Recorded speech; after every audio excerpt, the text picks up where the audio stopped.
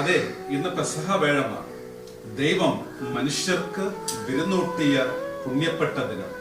സജ്ജീകൃതമായ സെഹ്യോൻ മാളികയിൽ വെച്ച് തന്റെ ശിഷ്യന്മാർക്ക് സ്നേഹത്തിന്റെ അപ്പം വിളമ്പിയ പുണ്യദിനം. ആകാശത്തിൽ നിന്ന് ദൈവം പൊഴിച്ച മഞ്ഞയും പെസഹ വ്യാഴാഴ്ച യേശു സ്ഥാപിച്ച ദിവ്യകാരുണ്യം ഒന്നാണോ? മഞ്ഞയും ദിവ്യകാരുണ്യവും ഒന്നല്ല, രണ്ടാണ്.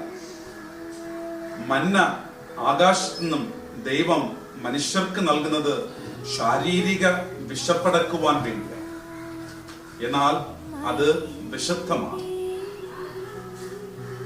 ദിവ്യകാരുണ്യം മനുഷ്യന്റെ ആത്മീയ വിശപ്പടക്കുവാൻ ദൈവം തന്നെ അപ്പമായി മാറുന്നു. മന്ന ദൈവിക ജീവൻ നൽകുന്നതല്ല, ദിവ്യകാരുണ്യം ദൈവിക ജീവൻ നൽകുന്നതാണ്. മന്ന ഒരു ദിവ്യ വസ്തുവാണ്, അതൊരു ദിവ്യ വ്യക്തിയല്ല. ദിവ്യകാരുണ്യം ഒരു ദിവ്യ വ്യക്തിയാണ്, അത് കർത്താവായ യേശുക്രിസ്തുവാണ്. അവൻ തൻ്റെ ശരീരത്തെ നമുക്ക് അപ്പമായി നൽകുന്നു.